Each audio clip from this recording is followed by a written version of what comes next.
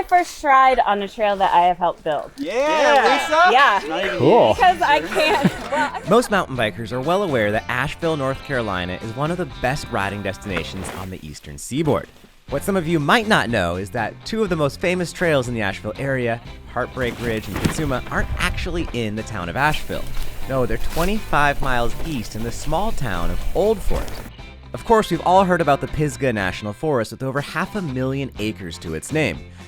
The town of Old Fort is mostly surrounded by the forest. However, the summer camp, Camp Greer, technically blocks access to the trails from town. As the camp wanted to create some cross-complex access, they contacted the National Forest Service, and they realized there was quite a process to making this happen. This is the story of how the community in the summer camp found their shared common interests and came together to create a plan to further expand outdoors access for all with the town of Old Fort.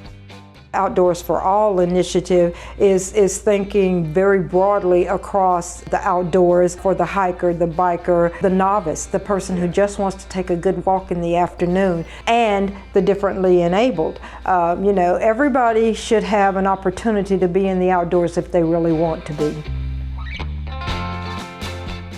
Well, recently, Industry 9 invited me out to spend some time with them at their new headquarters in Asheville, and they suggested it'd be worth doing a local loam about the G5, again, over in Old Fort. Well, they were definitely right with that suggestion, because I am blown away at how cool this story is.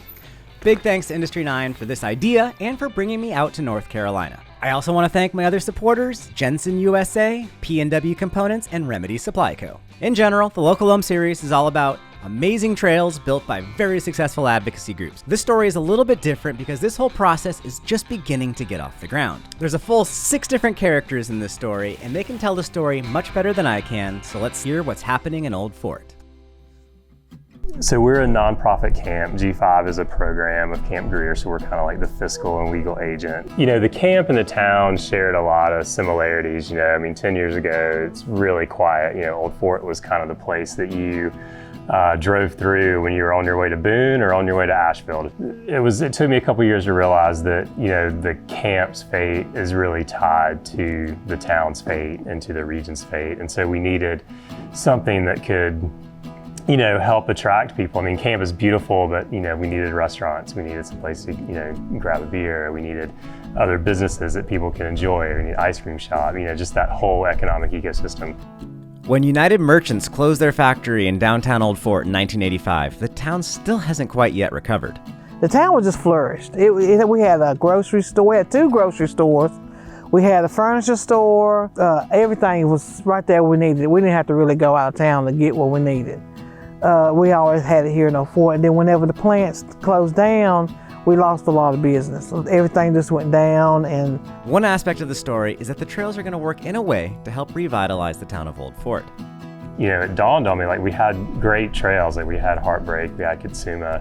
The density was just not there. We just didn't have a lot in between. It sounds like when you first had the idea to kind of incorporate more access to the outdoors and more trails, you had to approach the Forest Service, which meant approaching Lisa. How'd that process go, saying, hey, let's build some trails? She's like, yeah, that sounds good, but let's do it this way. And so, Jason approached me one day and said, hey, what do you think it would be like if we could take Heartbreak Ridge Trail all the way from the Blue Ridge Parkway to the town of Old Fort? And I was like, yeah, that'd be great, but let's slow down a second. And so it's like, well, what does that process look like to build trail? We're talking about new trails. Let's start by talking about the community and volunteerism. And Jason, 100% got on board with that. Our mission is, outdoors for all. Jason really took that and ran with it. And he was like, well, what if I formed a nonprofit to support the Grandfather District trails? And that's how the G5 was born. Through the trail planning process and just kind of the community outreach process, I went to talk to people on the move. They were doing community engagement meetings in Old Fort. And that's when I met Jason. Was through the Old Fort Community Forum when he came to present and talk about the trails. Well, Vita was there, and I just by happenstance happened to sit beside her. I gave a presentation about trails that day. And so they had a relationship, an existing relationship with Kate B. Reynolds Charitable Trust. We got a $450,000 grant from Kate B. Reynolds. And we granted the G5 Collective $75,000 for the NEPA study. And they were trusting enough of us in that initial phase to pass through $75,000 to us for permitting and planning.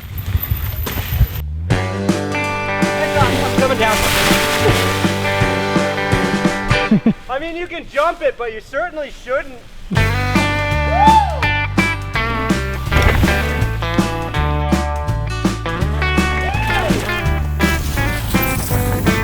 And so that $75,000 really rocketed us out of the gate, and it really created the first, black lead trail project, I think, in the country. I knew Stephanie because we both grew up here in Oak Fort. Stephanie is our fiscal agent.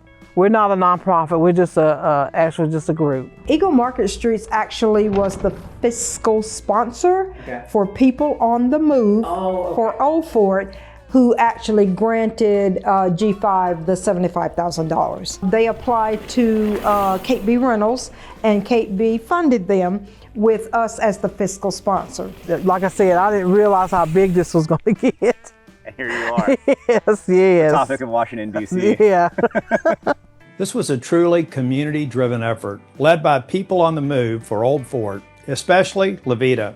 Thanks to the collaborative efforts of G5 Collective, people on the move for Old Fort, Camp Greer, Lisa Jennings, Stephanie Swepson Twitty, and small businesses like Kitsbro and Hillman Beer. The U.S. Forest Service has recognized the importance of this community-driven initiative and approved the development of 42 miles of new trail. The first big project was that mural. I guess you've seen the mural. Yes. And that's what really put people on the move on the map. So what's the mural? Okay, so the mural depicts a time in our history here in Old Fort, particularly when we were trying to integrate the schools. The gentleman in the blue jacket is Mr. Joyner. He's standing on the steps of the school. The other gentleman, he was very much saying no. Oh, and then the yellow. Yeah, Okay. yeah. So these are Mr. Joyner, some of his children. We actually were granted access under federal law in 1969. I started going to school there in 1969. Wow. Yeah. Like, you can talk all you want, folks can advocate, but to show a really demonstrated value where the community is coming to the table and putting in money and resources and really thinking about it holistically, not only building trails, but outreach around the trails to get, folks out there from all different backgrounds, and then monitoring that to tell the Forest Service, like, hey, when you do this, it can be successful. And these goals that you all talk about of more equity in trail use, it's happening, and this is how it happened. And that's like what we see as the big picture. Most local Loam stories go over some trails that I am very much looking forward to ride. In this case, the G5 is not necessarily building the very gnarly aggressive stuff, but you know what? That stuff already exists in the Pisgah National Forest. The goals here are quite different. I know this area is kind of known for a little bit gnarlier, a little bit more difficult riding, like the Heartbreak, like the Yancey Ridge, and this sinkhole I keep hearing about. Yeah.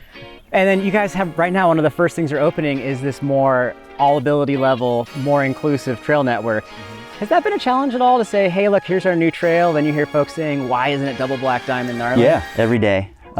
We hear a lot on social media and in person, but I think what people don't understand, it's not just about them, it's about everybody. Sure. There's so many users out there that no one really pays attention to, and that's what we're trying to bring to the limelight. We have adaptive trail riders. There's people, who are disabled or they're veterans, and they need a place to have fun. And so we're trying to create a place for that. We're trying to create a place for people who've never been out in the woods or might be afraid to be out in the woods. And so we want them to get out here. Horseback riders need a place to go, place to camp and fish and hunt. And there's all these uses we're not even thinking about. So this is what we're trying to do, is make Pisgah easy first. Yeah, well, logistically, this makes massive sense to do the more easy, approachable trail closest to town. Exactly. And if you have the fitness and the experience, you can go a little bit further, where if it's the first time in the woods, you probably aren't going to be equipped to go 18 miles deep. Right. To get to real gnarly. So that's why there's that nice bridge and these fords, and so it's more accessible. And for an advanced rider, they can still park here. They can warm up. Totally. Or they can get way out there and then finish off through here. As we just found out, it's really fun for any rider. Totally. to come I back had a through blast here. ripping That through was there. so fun, huh? Yeah. That was cool. So it's for everyone. There's plenty of NAR. People just got to look. Oh, it's yeah. out there. Yeah. Is there Especially plenty up on the ridge. Right. The easy, that's actually harder to find. Yeah. Yeah, the NAR is easy.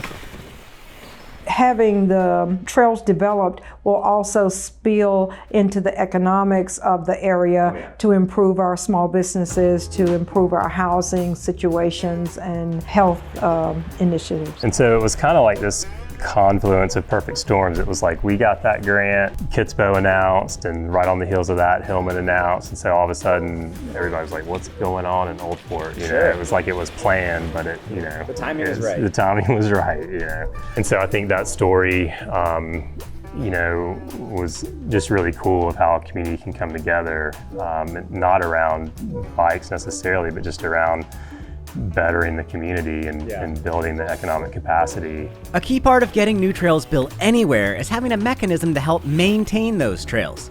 Well, the G5 has some pretty cool strategies in place to make sure that happens. There are several different sources that we get volunteers from. One really big one is the Hellbender running race, the 100-mile race. That race actually has a service requirement to be able to run. So we get a lot of folks from the Hellbender, and they're great. And then, you know, through other community organizations like Foothills Land Conservancy, Black Mountain Recreation, the amount of support that we have it's incredible. We typically book our volunteer days solid, and we'll have a wait list for them. One good descent, a bunch of nice turns, some fun rollers, a couple really fast sections.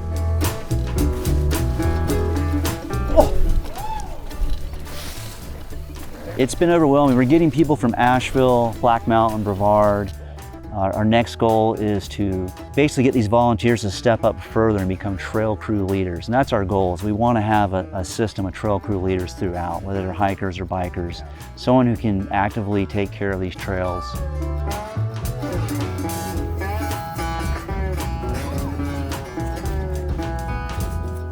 And now the question you all know I was very much looking forward to asking. Does the camp have a mountain biking program for campers? It does, yeah. Cool. Yeah, you can check it out on our website. Mike's an awesome coach. Okay. It's been growing every year, and yeah, we're hoping that these trails will add another layer of just, you know, teachable, you know, trail that we can use. We're building a program so that at a very young age you can get on trail, and you can be with us on trail all the way up until you're 18 years old. And at this point, what does G5 need the most?